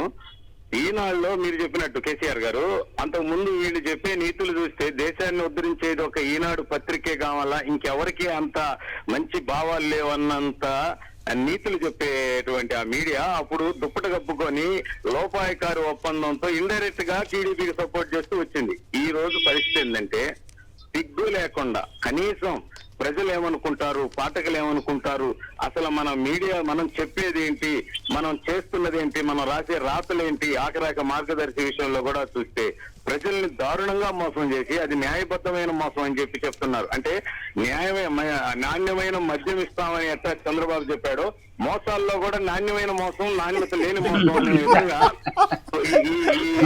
ఈ రాష్ట్రాన్ని స్థితిలోకి నెట్టేస్తున్నారు సార్. తర్వాత ఇంకోటి ఏంటంటే బాధాకరమైన విషయం ఏంటంటే చంద్రబాబు నాయుడు గారు ఇప్పుడు జగన్మోహన్ రెడ్డి గారు తెచ్చినటువంటి ఏదైతే వాలంటీర్ సిస్టమ్, సచివాలయ సిస్టమ్స్ ఉన్నాయో ఈ ఎక్సలెంట్, ఇది ప్రపంచంలో కూడా ఇంత సిస్టమేటిక్ గా జరగలేదు సార్. నిన్న చిన్న ఉదాహరణ సార్, నేను నెల్లూరులో, మాది నెల్లూరులో నేను ఒక పక్కన పల్లెలు లేకపోతే అక్కడ రాళ్లు ఉన్నాయి, ఇది హద్దు రాళ్లు. అవి మేము వస్తా ఉంటే చూస్తే చాలా బాగా కనిపిస్తున్నాయి. అంటే వీళ్ళ పొలం గానీ లేకపోతే వీళ్ళ స్థలం గానీ ఇక్కడ హద్దు అనేది ఎంత అద్భుతమైన స్కీమ్ అంటే బ్రిటిష్ కాలం నుంచి ఇప్పుడు దాకా అలాంటి ఇది సిస్టమే లేదు. కానీ దాన్ని అబద్ధాలుగా సృష్టించి అద్దరాళ్ళేసి మీ పొలాలన్నీ జగన్మోహన్ రెడ్డి గారు తీసేసుకుంటాడు, మిమ్మల్ని అందరినీ ఆయన దోచుకుంటాడని ఎంత అబద్ధాలు చెప్పి ఇప్పుడు మళ్ళీ అదే కంటిన్యూ చేస్తున్నారు. రీసర్వే కంటిన్యూ అవుతుందని మంత్రి గారు మొన్న ఎక్కడో చెప్తా ఉన్నాడు. ఎవరు చేసినా ఏ ప్రభుత్వం వచ్చినా కొన్ని కేంద్ర ప్రభుత్వం నిర్ణయాలని వీళ్ళు ఖచ్చితంగా ఫాలో కావాల్సిందే. కాకపోతే ఆ టైంకి వీళ్ళు అబద్ధాలు చెప్పి, అంటే ఇంకొక బాధాకర విషయం సార్, నిన్న లడ్డూ విషయం వచ్చింది సార్. తిరుపతిలో ఈ సందర్భంగా చెప్తున్నాను, లడ్డూ విషయంలో టీడీపీ గవర్నమెంట్, జనసేన గాని లేకపోతే కూటమి ప్రభుత్వం దారుణంగా ఆంధ్రప్రదేశ్ ప్రజల్ని మోసం చేయాలని కుట్ర చేసింది. ఆ కుట్రని సుప్రీంకోర్టు పసిగట్టి రాజకీయాల్లోకి దేవుళ్ళు లాగబాకండి, మీ దగ్గర ఎలాంటి ఎవిడెన్స్ లేకుండా ఇలాంటి నిందలు వేయబాకండి, జనాల సెంటిమెంట్ తో ఆడుకోవద్దంటే వాస్తవం చెప్పాలంటే తప్పుగా అనుకోవచ్చు సార్. వైసీపీ దాన్ని క్యాచ్ చేసుకోలేకపోయింది. అదే కానీ చంద్రబాబు నాయుడు గాని అయ్యుంటే, అదే ఇప్పటికీ చూడండి జగన్మోహన్ రెడ్డి అని చెప్పేవాళ్ళు. కరెక్టే. తర్వాత అయినా కూడా ఇప్పుడు అపోజిషన్ లో ఉన్న ఆయన మీద కూడా రుద్దారు కదా, అయినా కూడా ఆయన మీదే రుద్దారు. అది గొప్పతనం వాళ్ళు. ఆయన వెళ్ళి ఖండించి ఇది ఎక్కడ దరిద్రం అయ్యా బాబు, మీ దరిద్రం అంతా నాకెందుకు కొడతారు సార్. జగన్మోహన్ రెడ్డి గారు అలాంటి సెంటిమెంట్లు రాజేసి జనాల్లో ఇబ్బంది కాకూడదు, ఇది ఒక సున్నితమైన అంశం అని ఆయన కాదు. ఇప్పుడు చూడండి, జరిగి 3-4 నెలలు అయితే ఆ సిబిఐ ఎంక్వైరీ ఏమైపోయిందో, సిట్ ఏమైపోయిందో, సుప్రీంకోర్టు ఆదేశాలు ఏమైపోయినాయో, కేంద్ర ప్రభుత్వం ఏదో పంపించేసిందని ఒక రోజు రాశారు, ఏం పంపించిందో, ఇక్కడేమైందో, పైగా అసలు రాష్ట్ర ప్రభుత్వాన్ని ఆఫీసర్లను పెట్టడం ఏందో, ఈ మొత్తం వ్యవస్థలన్నీ కూడా ఈ రకంగా మారతాయనే ఆందోళన మాబోటి వాళ్ళకి కలుగుతుంది. జవహర్ గారు మరొకరు హైదరాబాద్ నుంచి సంక్షిప్తంగా. హలో, నమస్కారం సార్. నమస్కారం, మాట్లాడండి. ఈ వాలంటీర్ వ్యవస్థ గురించి చంద్రబాబు గారు మోసం చేశారా లేదా అంటే ప్రజలకు కావాల్సింది కూడా అదేనండి. మోసం చేసేవాడు తప్ప మంచి చేసేవాడు ప్రజలకు అవసరం లేదనిపిస్తోందండి. ఎందుకంటే వాలంటీర్లు చక్కగా ఇంటికి తెచ్చి ఇచ్చినప్పుడేమో తీసుకున్నారు, ఇప్పుడు వెళ్ళి లైన్ లో నిలబడి క్యూలోను అక్కడ నిలబడి ఎండలకి వడదెబ్బలు తగిలి నేడుస్తున్నారు. ఇప్పుడు ఇంకోటి అండి, లడ్డూ విషయం అని చెప్పారు ఇప్పుడు ఆయన నెల్లూరు నుంచి. లడ్డూ విషయంలో సుప్రీంకోర్టు ఆర్డర్ ఇచ్చి సిట్ ఏమంటే ఇంతవరకు సెంట్రల్ గవర్నమెంట్ ఏం చేయలేదు కదండి. అంటే ఇప్పుడు చంద్రబాబు గారు పరిపాలన చేస్తున్నప్పుడు ఆంధ్రప్రదేశ్ ఒక ప్రైవేటు దేశం ఇది. ఈ దేశంలోకి ఇంకొకటి వార్తలు ఇంకొకటి విషయాలు ఇక్కడికి ఏమి రాకూడదు. సుప్రీంకోర్టు ఢిల్లీలో ఉంది కనుక మాకు సంబంధం లేదు, మా ఇష్టం వచ్చినట్టు మేము చేసుకుంటాం. ఎందుకు ఇప్పుడు ఏపీలో ఇక్కడ చూస్తున్నాము, హైకోర్టు వారు తప్పుపట్టారు, మాజీ ఎమ్మెల్యేని ఇష్టం వచ్చినట్టు వాకింగ్ చేస్తుంటే ఎట్లా అరెస్ట్ చేస్తారు, అట్లా ఆ రకంగా అరెస్ట్ చేయాల్సినంత కొంపనిపోయిందేమో ఆయన ఉగ్రవాదులు. మరి ఏపీలో జరుగుతున్న ఘోరం ఏంటి? ఆ ఇంటూరు రవికిరణ్ అన్న అతని గురించి ఎంత భయపడిపోతున్నారు ఏమిటి? అన్ని కేసులు పెడతారా? అంత దుర్మార్గంగా చేస్తారా? చంద్రబాబు గారు మీకు ఈ వయసులో తగదు అని అనేక సార్లు విజ్ఞప్తి చేస్తున్నా. ఇంత అన్యాయంగా ఒక వ్యక్తిని ఇచ్చేస్తే దాని ఫలితాలు ఎప్పుడో అప్పుడు ఎవరో ఒకళ్ళు అనుభవిస్తారు. అది మీరు అర్థం చేసుకోవట్లేదు. 14 కేసులు ఎక్కడ పెడితే అక్కడ, కర్నూలు నుంచి కురుపాం వరకు తిప్పుతారా? ఉదయం పూట విశాఖపట్నంలో ఉంటే మధ్యాహ్నం రాజమండ్రి తీసుకుని రాత్రి కురుపాం తీసుకుని ఈయన మానవత్వం గురించి ఇవన్నీ గురించి చెప్తారు. ఎట్లా ఇది ఇంత దారుణంగా? సార్ ఇప్పుడు నిన్న బెయిల్ వస్తే కూడా దాని మీద చంద్రబాబు నాయుడుకి ఏమో 50 రోజుల్లో బెయిల్ రావాలి. అప్పుడు అది కూడా ఎవరు ప్రైవేట్ ఆసుపత్రులు ఇచ్చిన సర్టిఫికెట్. గనుల శాఖ సంబంధించినటువంటి వెంకటరెడ్డికి 50 రోజుల్లో బెయిల్ వస్తే అందులో న్యాయమూర్తులు తిట్టేస్తున్నారు. ఎంత నీచంగా రాశారండి. ఈనాడు వాళ్ళు పనిగట్టుకుని ఆ జడ్జి గారి పేరు రాసి ఎంత అన్యాయం అంటే చీచి చీచి అది నాకు అప్పుడప్పుడు అనిపిస్తూ ఉంటుంది. ఈ మధ్య రోజు అంటున్నాను కూడా, ఆ ఈనాడు ఆంధ్రజ్యోతి చదివే పాఠకులకి మెచ్చుకోవాలి, వాళ్ళ సహనాన్ని, వాళ్ళ లేదంటే వాళ్ళు కూడా పిచ్చెక్కి ఉండాలి. అంతే ఎట్లా చదవగలుగుతారు, ఎట్లా చూడగలుగుతారు? అట్లా అంటే అన్ని పచ్చబద్దాలు చెప్పేటి నేనేదే చూడట్లేదు, చదవట్లేదండి. ఏదో ఇక తప్పనిసరి ఈ ఒక్క కాసేపు ఆ ఫస్ట్ పేజ్లో ఏముందో చూస్తున్నాను అంతే. ఎందుకంటే ఏ పేజ్ చూసిన అబద్ధాలే. నిజాలు రాయండి. గవర్నమెంట్ జగన్ గారి మీద మీరు ఎన్నైనా విమర్శలు చేయండి, కానీ నిజాలు రాయండి అనేది మా బోటి వాళ్ళు. ఒక్క రోజుకి అంటారు. ఇప్పుడు అప్పులకు సంబంధించి అసెంబ్లీలో ఏదో బడ్జెట్ ప్రవేశపెట్టంగానే అప్పులకు సంబంధించి రాండి, మళ్ళీ తెల్లారే మళ్ళీ 10 లక్షల కోట్లు రా 14 నోటింగ్ రైట్. రాంభూపాల్ గారు ఇంకో ఇంట్రెస్టింగ్ డెవలప్మెంట్ అంటే పవన్ కళ్యాణ్ గారు చంద్రబాబు గారే 10 ఏళ్ల పాటు అనండి, లేకపోతే ఇంకెక్కువ కాలం ఆయనే జీవితకాలం ఉండాలని చెప్పిన అభ్యంతరం లేదు, మనకేం అభ్యంతరం లేదు. నా పాయింట్ వల్ల పవన్ కళ్యాణ్ గారు ముఖ్యమంత్రి అవ్వాలి, సీఎం అని అరిచిన అభిమానులందరూ ఇప్పుడేం చేయాలి?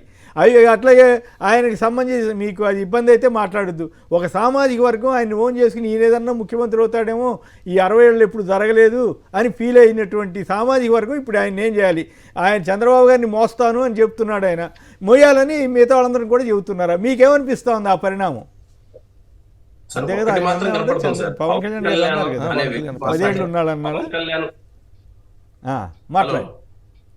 మాట్లాడండి సార్. పవన్ కళ్యాణ్ అనే వ్యక్తి మాట్లాడే మాటల వెనుక పలికించేడు వాడు రామభద్రుడు అన్నట్లుగా వెనక బీజేపీ ఉంది అనేది సిపిఎం బలంగా నమ్ముతుంది. ఎందుకనంటే ఈ రోజు పవన్ కళ్యాణ్ గారు చంద్రబాబు నాయుడును ఎక్కువ కాలం ముఖ్యమంత్రిగా ఉండాలి అనడంలో ఆంతర్యం వేరు. వీలైనంత త్వరగా ఆయన్ని ఎట్లా పదవి నుంచి దించి బీజేపీ మహారాష్ట్ర తరహాలో ఆంధ్ర రాజకీయాల్లోకి చొరబడడానికి కావలసిన ఏర్పాట్లు జరుగుతున్నాయి. దాంట్లో భాగమే ఆయన సనాతన ధర్మం గురించి, హిందూ మత పరిరక్షణ గురించి చాలా ఆవేశపూరితమైనటువంటి మతభక్తి ఉన్న వ్యక్తిలాగా ఈ రోజు ప్రవర్తిస్తున్నాడు.